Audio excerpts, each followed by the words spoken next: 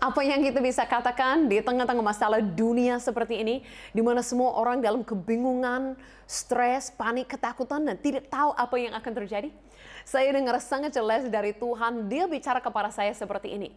Kuatkan dan teguhkanlah hatimu. Saat saya dengar kalimat itu, saya tahu itu dari kisah Yosua, di mana Tuhan berfirman kepada dia, bukan saja sekali, tapi 3 kali berulang-ulang mengatakan hal yang sama. Tapi saat saya baca dalam firman, bukan saja sampai seperti itu, tapi Tuhan katakan seperti ini. Kuatkan dan teguhkanlah hatimu, sebab engkau yang akan memimpin bangsa ini memiliki negeri yang kujanjikan dengan bersumpah kepada nenek moyang mereka untuk diberikan kepada mereka. Nah, Tuhan katakan ini, kuatkan dan teguhkanlah hatimu, sebab atau oleh karena. Nah, Tuhan katakan ini, kuatkan dan teguhkan hatimu, jadilah kuat, jadilah teguh, jadilah berani. Bukan saja untuk dirimu sendiri, tapi karena kamu akan memimpin orang, akan punya dampak kepada orang lain.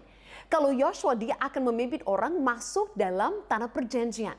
Nah, saya merasa seperti ini untuk kita hari ini. Kenapa kita mau menjadi orang yang kuat, yang teguh, yang yakin akan pertolongan Tuhan? Bukan saja itu baik untuk diri kita, tapi karena kita punya dampak bagi banyak orang lain. Sadar atau tidak sadar, merasa atau tidak merasa, mau atau tidak mau, kita semua adalah seorang pemimpin. Kenapa? Karena apapun yang kita lakukan, orang lain akan mengikuti kita. Seperti anak kita, generasi ke depan, mereka pasti akan melihat bagaimana kita respon kepada krisis masalah ini. Bagaimana kita respon kepada apa yang terjadi di dunia, COVID ini. Dan mereka akan mengikuti teladan kita.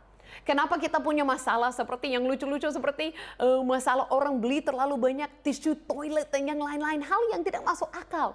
Karena satu orang melakukannya, yang lain semua mengikuti. Akhirnya banyak orang yang melakukannya. Nah, sesuatu yang tidak bisa menolong, tidak bisa lindungi, tidak bisa dimakan, kok itu jadi masalahnya. Nah, itu karena semua orang lagi ikut-ikutan, apalagi melalui sosial media. Jadi hari ini kita punya pilihan. Kalau kita kuat dan teguh, bukan saja itu berarti bagi diri kita sendiri, tapi itu akan sangat berarti bagi orang lain. Bukan saja kita yakin akan janji Tuhan, bahwa Dia akan melindungi kita, Dia akan memberikan keamanan bagi kita, Dia akan menyelamatkan kita, menyediakan semua untuk kita. Tapi kalau kita yakin dan teguh akan itu, kita juga akan menjadi pemimpin melalui sosial media, melalui WA. Kita juga akan memimpin orang lain untuk datang menikmati janji-janji Tuhan. Jadi sadarilah hari ini, kita semua adalah seorang pemimpin yang bisa memilih dalam situasi ini untuk memimpin orang kepada apa?